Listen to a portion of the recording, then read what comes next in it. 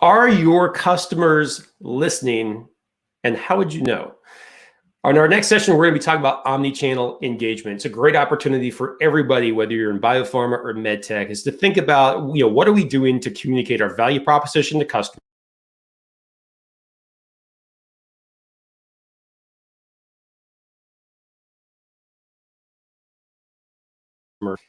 So in our next panel, we've got some incredible speakers who are going to be talking about their thoughts and approaches to these very problems that exist in every single life science company that's out there, whether you're pre-commercial and you're trying to build a marketplace, build interest around the disease state and area or a therapy, or if you're a commercial entity with products in the market and maybe even competitors, and you're trying to stand out. So I want to make sure everyone's very, very clear. Our incredible panel of guests today are representing their views, not that of their employer. So let's make sure that we're very, very clear about that. But let me bring in our first expert speaker. I couldn't be more thrilled to welcome Jennifer Garvin to the stage. Jennifer is doing incredible things with digital marketing and beyond at Radius Health. Jennifer, welcome. Thank you, Frank. Great to be here. Tell us a little bit about your background, because I know you super, super well. Most of the world knows you super well, but for the three people that don't, please tell them about your incredible pharma career. Sure. I have around 21 years of pharmaceutical experience, held many positions, including sales specialist, trainer, district manager, regional sales manager, and most recently a director at Radius Health. So have really enjoyed my career and experience. And Frank, I've had the pleasure of working with you twice. So really always an honor and pleasure to see you and be part of this. So thank you. Well, the honor is all mine. And the honor certainly continues for all of us as we welcome Dr. Martin Jernigan. So Martin is working as VP of Marketing at Akebia Therapeutics. He's got a decorated history at Novo and beyond. But Martin, it's always great to see you. Welcome. Thank you. It's good to be here. It's exciting times for sure. Very exciting times, and exciting times for kind of what you're up to. I know you're here with an incredible academic and professional career, but you guys are up to some really exciting things and potential launches and all that sort of jazz. Tell us a little bit about what life is like for you at Akebia right now. Yeah, so virtual as everybody else, but getting ready for a product launch, and definitely a lot going on in our class space. So we're doing all our scenario planning and trying to drive some of the business in the short run. So yes, really glad to be here. It's a great company, have to say that. That's it is good company, and the company keeps on getting better. I want to welcome Rorik from BMS, doing some incredible things worldwide with omni-channel engagement. It's great to have you here, Rorik. Thanks a lot. Thanks for the invite. Tell us a little bit about your background, because your background is really fascinating as I get to know you better. Yeah, well, where to start? Years ago, I started developing my own websites. I think that was like 20 years ago. I always had a very strong passion for digital, and I really find my momentum in pharma and the industry, and I'm really impressed with what we can achieve if we are able to do better customer engagement. Right now within BMS, and before that at Amgen, where I defined our customer engagement model, supporting processes, rolled out the digital factory in Europe. And currently within BMS, I have a global role. Excellent, excellent. Well, thank you for giving your time and your treasures to be here. I really appreciate it. I know everyone here watching certainly does. It's great to give a nice international perspective. In this case, literally with you being here, we all appreciate it. And speaking of time treasures, international and beyond, I couldn't be happier to share some time with the very own Hans Kaspersetz of Arteric. Hans, we've done this 1,000 times. We have a lot of fun with this. Today's gonna be fun as well. Welcome. I'm going to unmute you, Hans. There you go. That's it. That's the first $10, right? Really glad to be here. Glad to be on the panel, and looking forward to what we get to discuss today. It's going to be fun. It's going to be good stuff. Hans has got incredible hobbies. He's got an incredible view on the world and what we do in pharma. Really, really unique perspective. On the other side of COVID, when you get a chance to spend some time talking about not just pharma and marketing stuff, maybe talk about diving and other things. Hans is probably the best guest you'll ever invite to a cocktail party. So that is for sure. It's pretty hard to live up to, Frank. Thanks. Well, hey, so let's deliver for our audience today. We're talking about omni-channel engagement. There's a lot that's happening right now. The rules of engagement, as they say, kind of have changed a bit with what's going on. So, Martin, I want to start with you because you told us a little bit about what you're up to right now. You guys are thinking about launch, but you've launched tons of products before. When you think about the brand planning cycle, the process, the tools, the techniques, I'm sure that there are some things that are different. So let's wow our audience with the remarkable, not the well-known, and give us a little bit of your thoughts around the brand planning process as you see it now from your very seasoned marketing perspective. Well, thanks, Frank. Yeah, I have launched quite a few products. What's unique is I had 12 years at Novo Nordisk, which is a big company. We had infrastructure all over the place.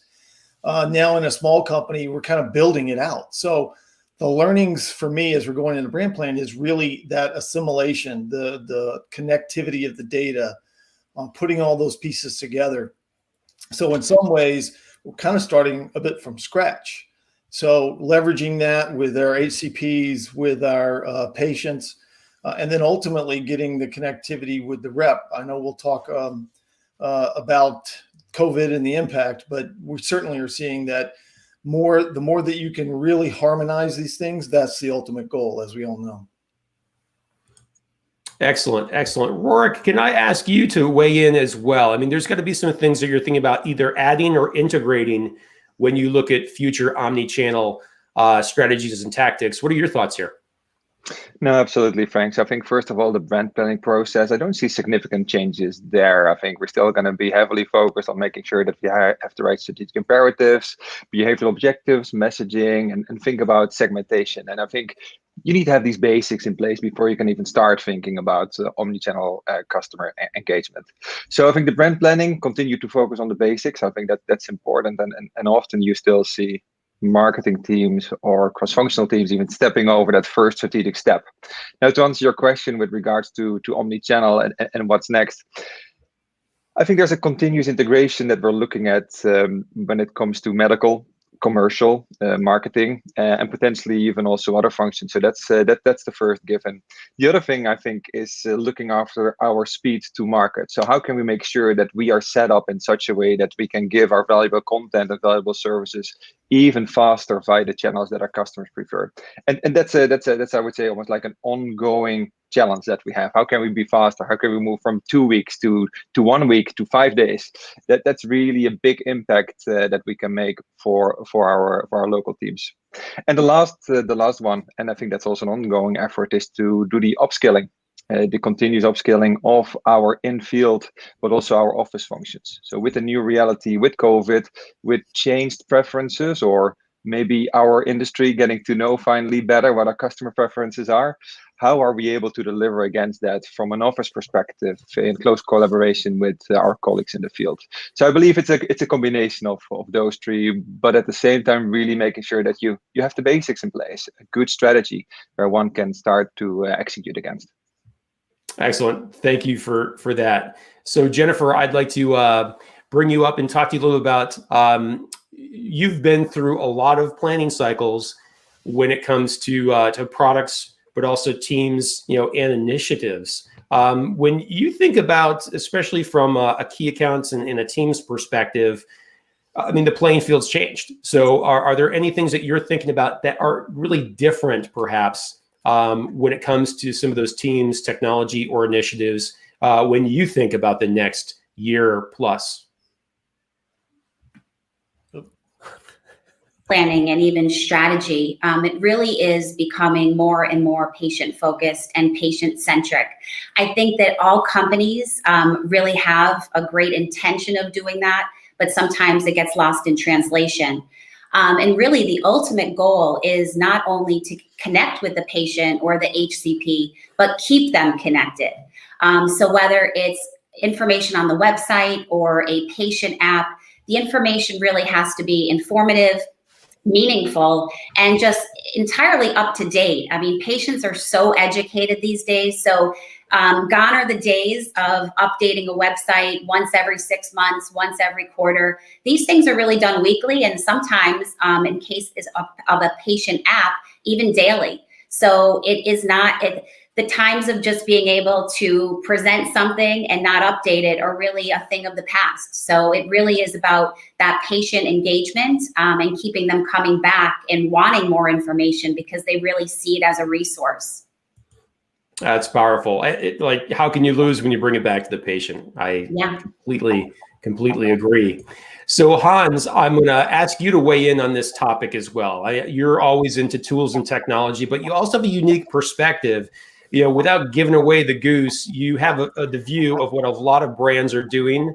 You know, both, you know, good and bad when you look across the spectrum, because I know that's what you guys are up to. So what is a framework for us as we think about, you know, what's new, what's needed to have a successful brand planning process moving forward? Yeah, it's a great question. I've been fortunate to support 5 launches over the last 12 months here in the United States and globally. And the thing that jumps out most to me, and the thing I think that COVID really highlighted for us, is that all healthcare is local. And what that means is that, you know, and we really saw this, right, was the tremendous variability in healthcare delivery and the way patients and brands interact together across the geographies of the United States and even globally.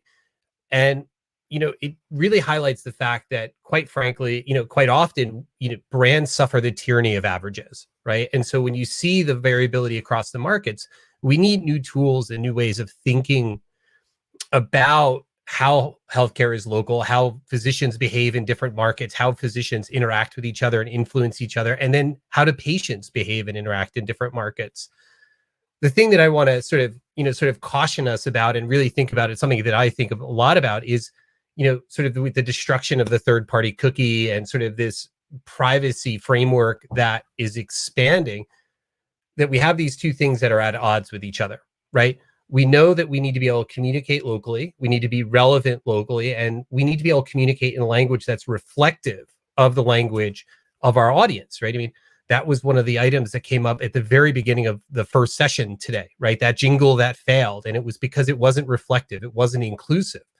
And so as we work on technology, right, I mean, we have products around lexical analysis and sort of to determine and really identify how language is used nationally. And then on the other side, we've been building out very large databases of physician behavior in order to understand how different markets behave and how we can influence those markets positively and get the right information in the right hands. And so, you know, this sort of, the world got small and much more sort of personalized, or at least nearly personalized, over the last year. Great insights. So Martin, I'd love for you to kind of weigh in, going back to your experience, as well as referencing the launch thing. So of the ground that we've covered when it comes to planning the future, are there any non-obvious items that you'd say, hey, we've got an in-market product versus a launch where that planning process is different because of what we do and don't have going for us right now from a commercial, omni-channel, and marketing perspective? Yeah, that's a good one, Frank. I'd say that there's some commonality and some differences. The one thing is just the awareness, right? With a mature brand, you're trying to get those reminder pieces, whereas in a launch, you're trying to get in their face about something brand new, right? It's about the innovation. So I think it's really having those channels and really thinking through where you find them locally. I appreciate Hans' point, because just looking at the U.S., don't quote me absolutely on this, but if I recall, there was a source. So there's about 300 different unique markets in the U.S. We know states are driven by insurance, so it's a local task. So really getting through and finding those right customers is the key. The other part is it's the entire ecosystem, as you would say, buzzword, but it's the healthcare provider, those in the office that are also supportive, because you have integrated delivery networks. You have, in our case, dialysis centers. They're all working together in tandem for the patient. You have caregivers. So there's still many different avenues. And I think where omni-channel or digital enables us is to get more of a reach with economically. So I think that's the piece to be really thinking about for me in the launch is, all right, how are we going to get to as many eyeballs as we can in as timely a manner as we possibly can? That's excellent stuff, Martin. Thank you very much. All right, Hans, I'm going to bring you back up here. I'm going to tee this up though with a little bit of a story of something that I was shared with me kind of recently. So there's a mid-sized pharma company that went into the pandemic and with a sales force in market product. So for those of us that have been in sales for more than 5 minutes, we know that there are occasionally these quarterly data updates that end up hitting the CRM system. And so you have things like rep, entered or corrected addresses and zip codes and all sorts of fun stuff, account associations, you name it. Well, lo and behold, going into Q1, the data fresh came through from the vendor. The CRM got a bunch of stuff that was wiped out.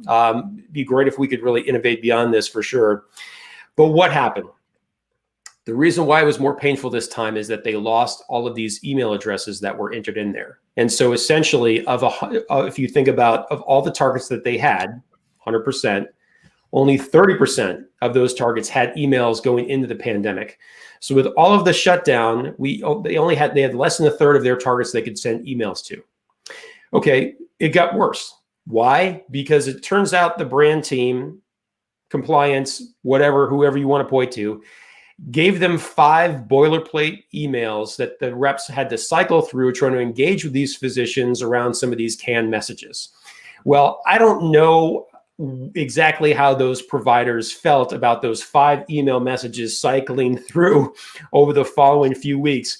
But I know exactly how you feel, and I know how I feel when I get these canned, non-tailored, horrible emails that are just not engaging, yet I'm supposed to walk away and be delighted or buy something or click through. No way, no how. So Hans, I'm coming to you. If we know that engaging omni-channel content delivers and delights our audiences, how should we think about that moving forward? Because, wow, we're in a very unique time. And not only do we have to do well, but we have to stand out from our peers and our competitors who may not have been delivering and delighting. Wow. So I am guilty of having produced lots of those rep-triggered emails and improved messages as an agency. So I know exactly what you're talking about. And one of the things that we saw, right, from our more responsive brands, right, it's really interesting. There's challenger brands, there's going to be blockbuster brands, there's sort of small pharma, there's big pharma. Like, they really behave in different ways, and it's a lot of it has to do with their internal infrastructure and their ability to be responsive, right? I think we were talking about continuous integration earlier, and this idea that as things move through the pipeline, they become available. The brands that were most successful that we were sort of engaged with all through last year, and particularly, we actually launched a multiple sclerosis product in the middle of COVID, right? Originally, the launch date was March. We moved it back to May or June, and we never had time to change course, really. I mean, really what happened was there was a lot of new sort of rep-triggered sort of market-shaping content that moved into the market in that period of time. And the brands that performed really well were the ones that listened to the field sales team, saw that the bounce rates went up, deliverability went down, we saw that there was a crush of email, and then started to test and innovate on their messaging, right? More A/B testing on subject lines, more sort of iterating through content. And it's not just 5 rep-triggered emails. We are getting orders for 12, 15, 17 different rep-triggered emails simultaneously by our clients. So there would be variety. Now, that's sort of the foundation, right? The next level of that, right, is the ability to have a market intelligence group, either that you've contracted or internally, that is continuously looking at the data coming out of specific markets, taking your national messaging, building it into modular content, and then placing, KWALs or KMs, or even just locally and regionally relevant data embedded into that national content, so that when, Dr. Joe opens the email and he sees it's from Dr. Fred right down the block, he's way more, they're way more likely to engage with it. And so there was both of those pieces, right? How do we sort of move towards a continuous sort of integration, more content, faster environment, which is something we talked about earlier today, and it's a challenge. And then the second piece is, how do you build more locally relevant content? We know that when content comes from somebody who's geographically closer to somebody else, it's more likely to be opened. The last thing, and this was the thing that absolutely blew my mind, Frank, was we started actually FedExing one-pagers to physicians in the middle of COVID, because they don't throw away FedEx packages and they engage with the content, and it actually has an impact. So COVID actually drove us, there was this huge crush email, huge crush of Viva Engage. And then we're like, well, nobody's on email anymore, so let's start using FedEx. And it absolutely blew our clients' minds. Like when we started to say, hey, let's FedEx this printed piece. I'm a digital guy. Like you can imagine what that meeting was like. But it worked, right? And it still works. So I think being flexible in thought and never being overly attached to any one idea is crucial if you're going to be an innovator. And you can innovate in print as well as you can in digital. Things I didn't expect to hear today. That is awesome. And by the way, I don't know if more is better, but I think to your point, Hans, more relevant, I think is better to make an awesome experience. So very, very good stuff. So Rorik, if I can ask you, we've talked about different channels so far. I'd like to go deeper on that. Are there any specific channels that you think are worth other folks considering right now when it comes to really spurring that type of engagement we want with our different customer constituencies? Great question, Frank. And I think that's a question I've been asked quite a lot over the last few months. What else can we do? And I have to admit, I wasn't as creative as Hans to come up with the FedEx here in our ex-US markets, but I do appreciate the thinking, and I will bring it home to some of our teams. I'm a big believer, though, of making sure that the channels that our customers are preferring are the channels that we are actually filling with relevant content. And it sounds relatively easy, but it's much more difficult to do. I believe that if we're able to bring relevancy in those channels, and that can be based on segmentation, it can be based on the adoption letter, or simple information that a rep will tell us, we are able to give that unified experience across the different channels. So I'm very grateful as well for Hans to start with these 5 simple retriggered emails initially, because that is the first set of data that we can really start to build upon, if that's the case, to make the next wave of content even more relevant and even more tailored. And the big question that might come next is how will we get there?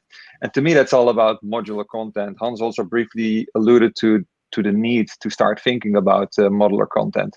But in an ideal world, we would be really looking at how can we bring the content based on these preferences of our customers in the channel that they will consume by themselves, or the channels that we might pushing. And that might well be the email coming from the rep. That might well be the email coming from our office-based teams. The integration of the channels, the relevancy of the content, I think that's where you're going to see the biggest impact. Although I appreciate the FedEx, and I definitely want to keep in the mix, but those companies who are really able to deliver that integrated experience will be the winners of the future. That's great. Thank you. I love that one, because it's the snail mail on steroids now. You're going to FedEx. So I remember the days when we used to do all the mail stuff. That's really good. I'm stealing that one too. Thanks, Hans. Good stuff. So actually, Martin, I'm going to stick with you, and then I'm going to ask Jennifer to top us off. On this, Martin. I mean, when I think about what I've heard you speak on in the past, and the depth of knowledge you have in marketing, I am very empathetic to the number of tools and tactics that you've enabled others with, whatever constituency that may be. And when we think about omni-channel marketing, we think about these different tactics, and you're providing these things that could create value. I want to talk a little bit about implementation. So while we're focusing on some different channels more than we did previously, while we're exploring some new tools and tactics as well, can you give us kind of like the leader's guide on how you think about handing this tool to others and making sure that they're implementing that effectively?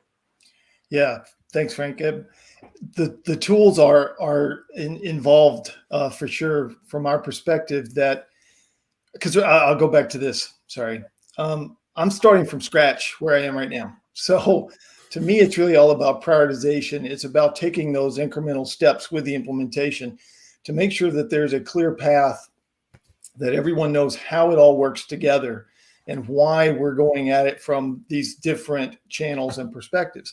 So from my perspective, it really is that prioritization piece. It really is figuring out where we can get the most bang for our buck, how we're going to coordinate and organize these things. And I know the panelists here have I honestly have a lot more detailed impact on that. I'd say I'm a bit more of the generalist here, but what I would say is that it's really that clarity of focus on the messages. It's getting the collateral where you can get the most out of it. And as it's already been said, it's the refresh, it's the repurpose, and it's the making sure that it is relevant. I think we all get the emails or the messages on LinkedIn, and I think we all kind of experience when not going there, swipe left, right? So I think it is really just making sure that you know what your overall strategy is, and everybody knows their role and what they have to do to get it done. That's great. So Jennifer, implementation tips and tricks. It really is about focus and clarity, and having things being meaningful. And for implementation, Frank, I think you know me so well. It's all about the patient. And I think when organizations lose sight of that, our HCP see it, the patients see it, and then as an organization, we lose that passion because we know we're not being patient focused. So I love that clarity piece, and just keeping things streamlined, because when you have too many messages out there, that definitely gets lost in translation. So for me, it's keeping it simple, clear, and always about the patient. Outstanding. So Hans, I'm coming back to you. And here's where, it'd be great, observations and or advice. You get to choose. Not everything is simple to implement in a life science organization. Your thoughts, advice, tips, tricks, observations on implementation of these initiatives inside a life sciences company. Yeah, I've been really fortunate. I started working on Otezla in 2011, and I got to watch Celgene grow up around that product on the I&I side. And I've worked in a number of organizations where they went from 30 people to 300 people.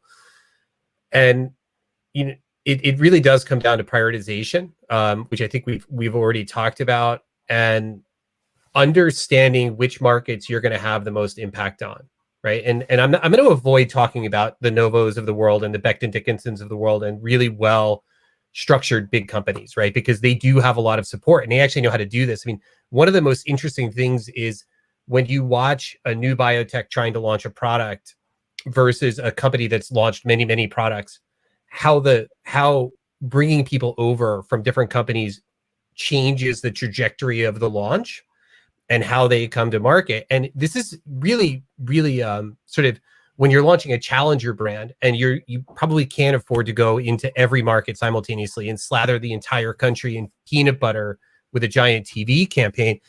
And you need to affect what we call an asymmetric launch, right? And so being able to come down from the whole country to look at 200 markets, which is a lot, and then down to like that 30, 20 markets that are going to have a tremendous impact in that launch trajectory in the beginning, and getting focused in a way that enables you to understand who are the influencers in those markets, what are their patterns and their behaviors, and then how do we engage with that and be complementary to what's happening already, rather than kind of changing how the entire world works. I mean, I happen to be working on another launch, which is very, very big, which actually requires the way healthcare is delivered to change significantly. And I mean, it's a huge lift, right? It's very, very difficult. We've been working on it for quite a while now.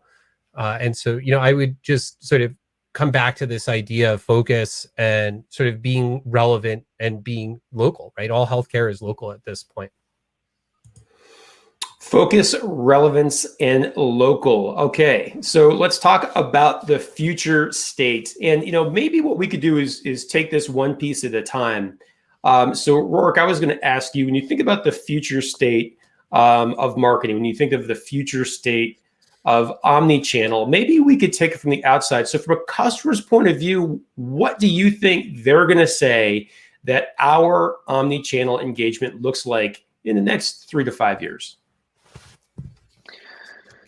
That would be about a seamless experience, Frank. In 3 to 5 years from now, I hope we are, from an industry perspective, at such a point that our internal functions are fully aligned when it comes to how we actually engage customers. You just said omni-channel marketing. I think we should be really thinking about cross-functional customer engagement or cross-functional omni-channel customer engagement. A lot of our teams are making great progress when it comes to cross-functional working, making sure that medical as well as commercial are closely involved. That's an excellent first step. We also have the marketing, sales, medical teams, but also consider market access and corporate affairs when you think initially about HCP customer engagement. I think the future will be much more around integrating patient engagement as well. So what we are now learning, especially in ex-US markets, is primarily focused on HCP engagement, making them the center of actually how we work and how we deliver content and services. In parallel, we are working on patient experiences, patient services, and beyond. In 3 to 5 years, I really hope we can integrate them so that what we deliver from an HCP is directly relevant for the patients that we're actually serving. That's a very long way to go, because I think we're still trying to get excellent in how we engage HCPs, bringing that and integrating that with how we are delivering products, services, and beyond to patients. That integration, I hope I can play a big role in making that happen, Frank.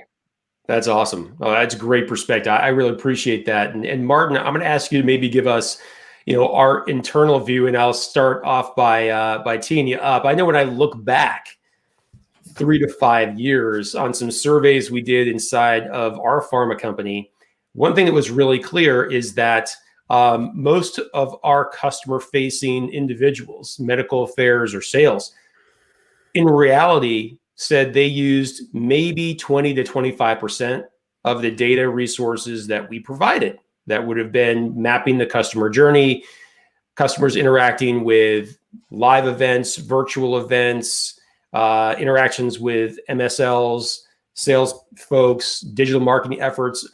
They were only looking at about a quarter of the data. Now, I don't really know what that looks like today in someone's organization right now, but if I were to go to the dream organization in 3 to 5 years, Martin, what do you think internally folks would say omni-channel engagement and implementation really looks like?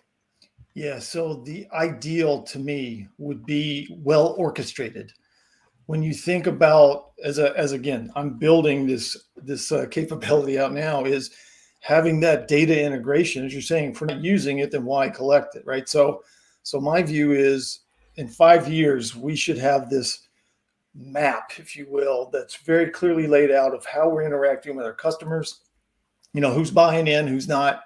That segmentation piece that Rourke talked about is critical, because each of those groups will have a different buzzword or different buttons to push.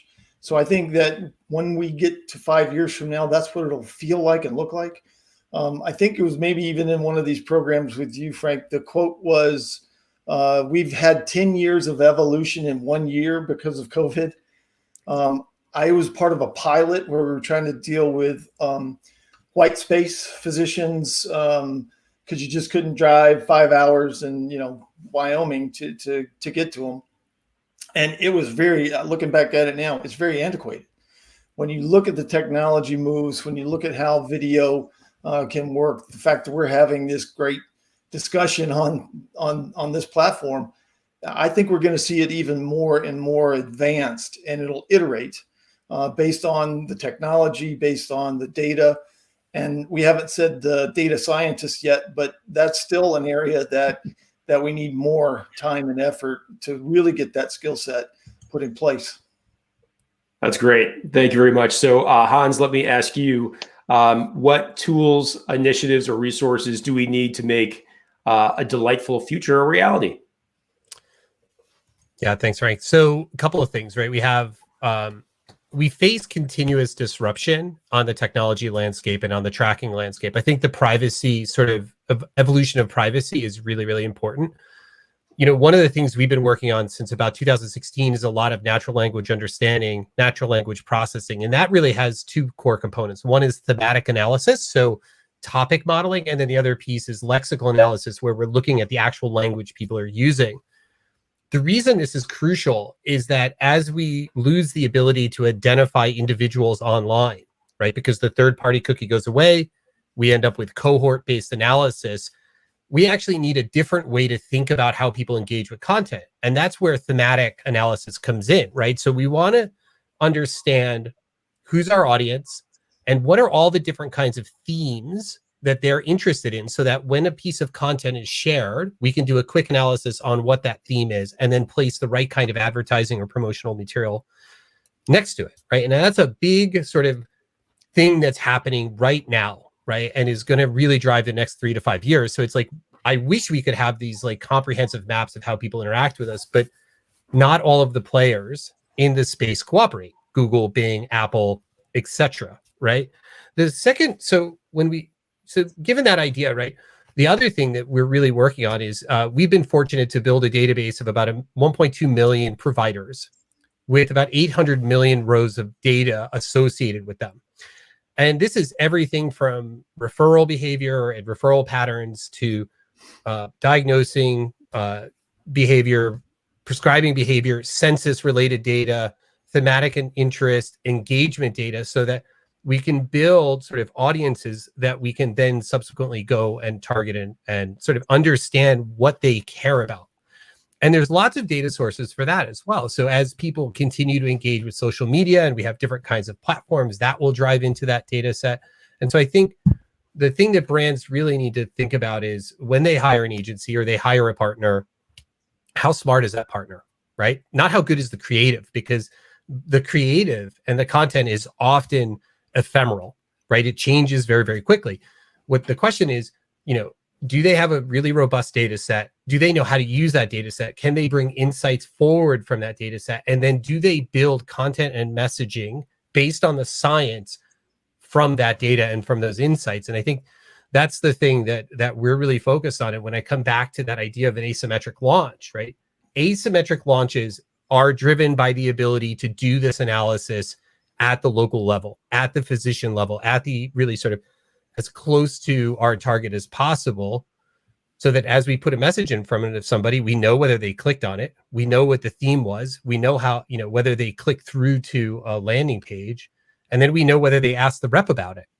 Very, very powerful information. And then when you share that across your organization, let's say you have a portfolio of products, right? So, you have several products in inflammatory disease, and you want your brand sharing the information about their rheumatologist that they're targeting. What do they care about? When do they care about it? When do they engage with CME? What do they engage with when they engage with CME?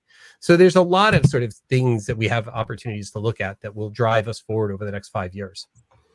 Excellent, Hans. That is really, really cool stuff. And you said being able to know things. I can't emphasize enough that our industry has a history of being data rich and knowledge poor, and knowing, putting action and intention behind that data. It's just so important. The other thing that's really important, based on a roundtable we had with a bunch of C-suite executives at different biopharma companies recently, was whereas 2020, from an omni-channel marketing perspective, perhaps was more of the year of the pilot, as much as so many of us don't like either the word pilot or the word pivot, but the word that they emphasize for 2021 is performance. So I'd like to go to Rorik Martin, and then Jennifer, we would love your advice. If we are going to truly perform with omni-channel marketing and engagement moving forward, what advice do you give the industry right now to be able to truly perform in a unique time? Roar, take it away. Great question, Frank. And for me, I'd like to focus on three things, having three things right.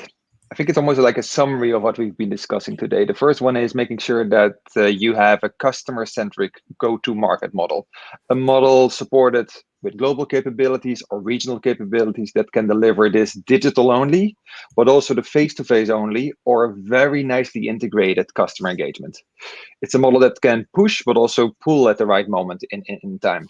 So that's the first one, really a truly customer-centric go-to-market model. The second one, that's I think where Hans was talking about as well, a harmonized customer 360, pooling all the data available internally, ideally also what you can find externally in a compliant way, to make sure that you have that visibility in the field, in the marketing teams, in the other teams where you can share your data with, so that you're sure that what you're delivering is bringing value. And if not, you'll be making sure that you use the data and bring value in any next engagement. So that's the second one. And the third one that goes across this is change management, getting change management right. Because indeed, we're really pushing our teams to become more digital. At the same time, did we really do our best? Did we really try to upskill them? Do we really make sure that this is a sustainable change and not just the force that we are applying on them? And then my key question that I'm asking myself, and I would encourage all of you to ask in a global function, have your markets really serve as your voice of the customer? So make sure you have that open dialogue going on. And if you're in a market, then make sure that you follow the voice of the customer, whether that's directly the patient or indeed the healthcare provider, and that will make sure you're always right. That is awesome, by the way. I hope everyone took notes, because those are three powerful points and a really important kind of like self-reflecting question that if you're in a leadership position, you've got to be asking. That's outstanding. So Martin, let's build on that. Your thoughts and advice. Yeah, thanks, Rick. That was so well said. I don't know where to take it from there, but what I will say is it really comes back to, again, that performance is going to be a function of your execution. And the quote is, I'd rather have a mediocre strategy with excellent execution versus the other way around. I think that what's in front of us, and going back to this market concept, I don't know if you guys have had the same experience, but I had a regional marketing function before, and I've seen them come and go, come and go, come and go. So I think part of it is that local market piece that's really going to help with the performance. Because I have envisioned that instead of them being regional marketers, because that was a weird role, you're kind of in between sales and the central marketing, but it's really that empowerment down to that regional manager to be thinking of it and owning that geography for both, right? The face-to-face as well as the digital long-term. That's going to mean some skill adjustments and skill training. So the change management that was referenced by Rourke, that's how I would build on that piece. That's where I see us going, but it'll take some time to get there. Faster, the better, though, right? Like today. Yeah, no doubt about it. So Jennifer, advice as we all share that sense of urgency. So love the comments by both prior. I'll take this from a field perspective, and some advice I could give any company is going back to basics. Don't forget to train your sales force on how to use the technology, how to make sure it's seamless for the customer, because you're right, Frank, 2020 was like the pilot of digital, but it's not going anywhere for sure. And I think the better the sales force is just prepared and able to use the technology, no matter what it is, the more seamless it is and more impactful for the customer. I think I had some really key learnings in 2020, and assuming that the sales force is just really proficient and good at that is not always the case. So that would be advice I would give any organization. Oh, great advice for sure. So for anyone that wants to keep up with this incredible panel of individuals, Hans, where can we find you? You can email me at hans@arteric.com, or you can check us out at arteric.com. Outstanding. And Jennifer, can we connect with you on LinkedIn? Absolutely. Would love to. That'd be great. And Rorik, how do we track these amazing insights that you're dropping on us? To answer, Frank, and I think there are not a lot of Roriks around, so just try your luck. All right. We'll roll the dice and win big. That's awesome. And Martin, how about you? Yeah, LinkedIn. I was joking about the swipe left on the sales pitches, but I definitely like to connect. And sometimes there'll be opportunities for panels like this again. So, I'd say anytime. Matter of fact, I really get something out of these every time. So, yeah. Please feel free to reach out. Well, we certainly do appreciate it. Well, on behalf of the entire audience, so Rorik, Martin, Jennifer, Hans, thank you for your time and treasures. It means a lot. It's an important year for all of us. Q1 is in the books, and we're hearing that everyone's feeling the pressure of delivering an amazing 2021. And to a point that each of you made, if we deliver in a real customer-centric manner that delivers and delights, every brand's going to be successful. So on that note, I want to thank everybody for joining us today. We very much appreciate it. We'll see you in the next session. Thanks, Frank. Thanks, Frank. Thank you all. Bye-bye. Bye.